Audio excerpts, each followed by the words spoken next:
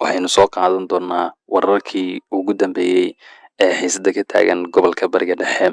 Qodobada aan idin hayo oo warkeena aad ku maqlaysaanna waxaa ka mid ah geesiyaasha Saraya al-Quds oo markaasi ka hadlay dagaalkii cuslaa ee ka dhacay magaalada Jiniin ee waqooyiga dhulka la haysta ee danta galbeed, islamarkaana ay ku shahiideen geesiyaal Falastiiniin ah. iyo waxaad maqlaysaan ciidamada militariga ee gumaystaha Israa'iil oo weli ka sheekeynaya islamarkaana argagax ka qaaday dagaalkii cuslaa ee maanta ay kala kulmeen shacabka ku nool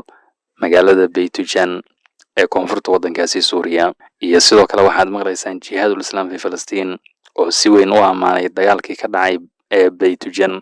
kana dalbaday shacabka Suuriyaanka ah in ay hubka qaataan, iska caabin ay markaasi sameeyaan, Yahuudana ay ku xanuujiyaan meel kasta oo ka mid ah koonfurta waddankaasi Suuriya ee duulaankii weerarada ay markaasi ku soo qaadayaan. Qodobadaasi iyo qodobo kale oo faahfaahsan ayaan idin hayaa oo warkeena aad ku maqlaysaan daqiiqadaha nagu soo aadan. Haddii aad nagu cusub tahay, ha hilmaamin in subscribe-ka aad nagu taageertid si muuqaallo ceenkan oo aad u xiiso badan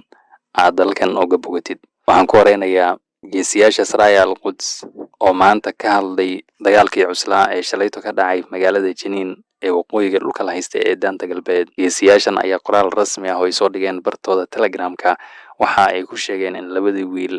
ee Falastiiniinta ahaa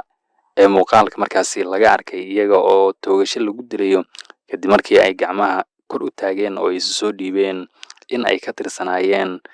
Saraya al-Quds laantooda magaalada Jiniin. wiilashan oo lagu kala magacaabay Yuusuf Cali Casasa oo 37 sano jir ah iyo Maxamuud Cabdullah oo 26 sano jir ah ayaa qoraalkan markaasi ku sheegeen dagaalamayaashan Saraya al-Quds in ay hoggaanka u hayeen dagaalamayaasha Jiniin, gaar ahaan dhanka magaalada Silwaad iyo sidoo kale Qabatiya. Qoraalkan ayaa sidoo kale markaasi lagu sheegay in dagaalka uusan joogsan doonin, shacabka Falastiiniintana ay markaasi si dagaalami doonaan ilaa inta laga ciribtirayo oo guud ahaan dhulka la haysta ee Falastiin markaasi laga saarayo gumaystaha Israa'iil. Qoraalkan ayaa sidoo kale markaasi lagu sheegay waa sida Saraya al-Quds ay soo bandhigeen in labadan wiil ee Falastiiniinta ah ay markaasi go'aansadeen in gumaystaha Yuhuudda ay markaasi isku soo dhiibaan kadib markii rasaasta ay ka dhamaatay, waxaana ugu dambeyn markaasi dhacday sida laga arki karaya muuqaalkan in gumaystaha Yuhuudda markii wiilashaasi ay isu soo dhiibeen in mid mid ay markaasi ugu toogteen halkaasi. tan iyo Khamiistii aynu soo dhaafnay ay gumaystaha Yuhuudda go'doon markaasi ku hayeen gurigii ay ku noolaayeen wiilashan ee dhanka xaafadda Jabal Abu Zahir ee caasimadda Jiniin ee waqooyiga dhulka la haysta ee danta galbeed. dhanka kale, ciidamada militariga ee gumaystaha Israa'iil ayaa haatan hadal haya dagaalkii cuslaa ee ka dhacay magaalada Beytujan ee koonfurta waddankaasi Suuriya. gumaystaha Yuhuudda ay u muuqata in argagax culus ay markaasi ka qaadeen dagaalkan isaga ah iyo in haatan cabsi ay markaasi ka qabaan in ay gudaha u galaan magaalooyinka qaar ee koonfurta waddankaasi Suuriya ama duuleedka uga beegan caasimadda Dimashq ee dalkaasi. waxaa sidoo kale haatan wararka qaarkood ay markaasi tibaaxayaan in ciidamada Yuhuudda ay maanta lagu dhaawacay dagaalkan oo loola soo cararay isbitaalada Rambam iyo Shabca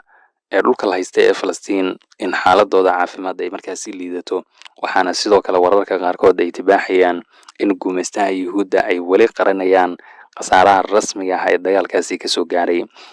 dhanka kale, dagaalamayaasha Jihaadul Islaam fi Falastiin ayaa maanta si weyn u ammaanay geesiyaasha ku nool magaalada Beytujan ee koonfurta waddankaasi Suuriya, kuwaasi oo hubka qaatay islamarkaana gumaystaha Israa'iil la dagaalamay. Jihaadul Islaam fi Falastiin ayaa qoraalkooda ku sheegay in ciidamo badan oo Yuhuudi ah maanta la dilay islamarkaana la xasuuqay, balse xogtooda markaasi la qarinayo. kooxaha iska caabinta ee haatan kusii xoogeysanayay koonfurta waddankaasi Suuriya ayay ka dalbadeen in ay dadaal dheeraada markaasi muujiyaan, Yuhuuddana mar weliba oo cagta ay soo saaraan halkaasi in jab iyo khasaaro xoog leh oo xanuun badan in markaasi la gaarsiiyo. dhanka kale, hay'adda bisha cas ee Falastiin ayaa goor sii horeysay si rasmi ah markaasi u xaqiijisay in ciidamada Yuhuudda maanta wiilal Falastiiniin ah in ay kasoo afduubteen xerada qaxootiga ee Farca ee koonfurta caasimadda Dubaas ee waqooyiga dhulka la haysta ee danta galbeed,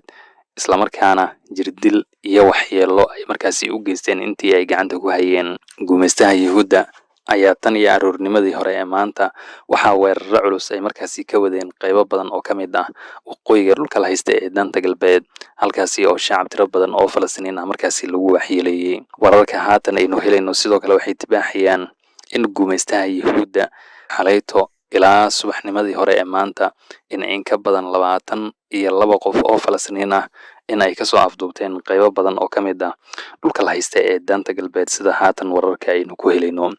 Tani ayaa sidoo kale kusoo aadaysa xilli 24 dhisme oo markaasi ku yaala magaalada Jiniin haatan gumaystaha Yuhuudda ay markaasi doonayaan in ay markaasi burburiyaan. Waa sida ku xusan qoraal rasmi ah oo Yuhuudda ay soo dhigeen bartooda Telegram oo Yuhuudda ay soo dhigeen barta X ee Twitterka. Ciidamada Yuhuudda ayaa haatan boqolaal dhisme oo markaasi ku yaalay magaalooyinka Jiniin, Dulkaram iyo Nuur Shamsi markaasi burbur xoog leh u geystay tan iyo bilowga sanadkan aynu ku guda jirno ee 2025. Qorshaha Netanyahu iyo kooxdiisa midigta fog ayaa markaasi ah in shacabka Falastiiniinta ah guryahooda laga burburiyo isla markaana la barakiciyo iyo in shacabkan ay markaasi waayaan meel ay ku noolaadaan. Dhanka kale, ciidamada militariga ee gumaystaha Yuhuudda ayaa maanta sheegtay in geesiyaal Falastiiniin ah ay markaasi ku weerareen taanelada iyo godadka magaalada Rafah ee koonfurta marinka Gaza ee Falastiin, iyo in halkaasi ay kasoo saareen meydadka ilaa 9 dagaalame oo Falastiiniin ah, kuwaasi oo sida ay sheegeen ku shahiiday duqeymo iyo weeraro culus oo markaasi la egtay. Gumaystaha Yuhuudda ayaa sidoo kale sheegay in haatan ay baacsanayaan 10 dagaalame oo kale oo ka tirsan Al-Qassam iyo geesiyaasha Falastiiniinta ah ee iska caabinta Gaza, kuwaasi oo weli markaasi ku xayiran isla markaana ku go'doonsan taanelada iyo godadka magaalada Rafah ee koonfurta marinka Gaza ee Falastiin. Gumaystaha Yuhuudda ayaa maalmihii aynu soo dhaafnay markaasi sheegay in duqeymo iyo weeraro culus ay markaasi la egteen taaneladan iyo godadkan, iyo in ay markaasi gaas halis ah iyo kemikooyin in ay ku shubeen godadkan magaalada Rafah ee koonfurta marinka Gaza ee Falastiin. Geesiyaashan Falastiiniinta ah waa sida ay sheegeen haddii Yuhuuddu markaasi ay run sheegayaanba 9 ah oo maanta meydadkooda ay soo heleen in ay kasoo saareen mid ka mid ah taaneladan, iyo in guutooyinka Nahal Brigadeska iyo Yahlom ee injineerada ah in ay gudaha u galeen taaneladan islamarkaana meydadka shuhadadan ay halkaasi kasoo saareen islamarkaa, iyo in Yuhuudda haatan ay gacanta ku hayaan oo ay la wareegeen meydadkaasi. Gumaystaha Yuhuudda ayaa qoraalkan ay soo saareen ee aanan waxba ka jirin waxaa sidoo kale ay markaasi ku sheegeen isbuucyadii aynu soo dhaafnay in ka badan 30 dagaalame oo Falastiiniin ah in ay markaasi dileen, halka 8 kalena ay markaasi gacanta kusoo dhigeen iyaga oo markaasi ka baxsanayo taanelada iyo godadka magaalada Rafah ee koonfurta marinka Gaza ee Falastiin. Gumaystaha Yuhuudda ayaa weli ku hanjabaya in ay dili doonaan mise in ay gacanta ku dhigi doonaan geesiyaasha kale ee Falastiiniinta ah ee taanelada iyo godadka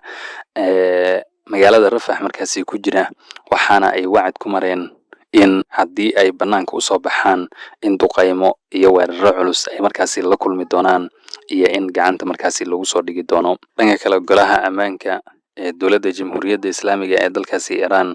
ayaa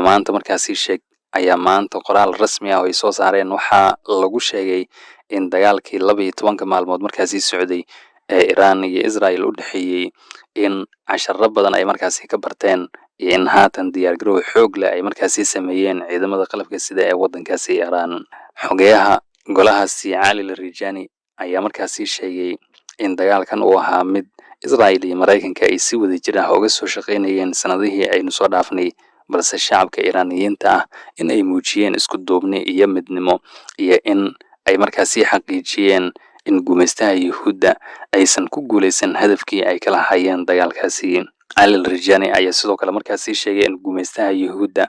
jab iyo khasaare xoog leh oo aanan laga sheekeyn karin in ay la kulmeen, iyo in 3 maalmood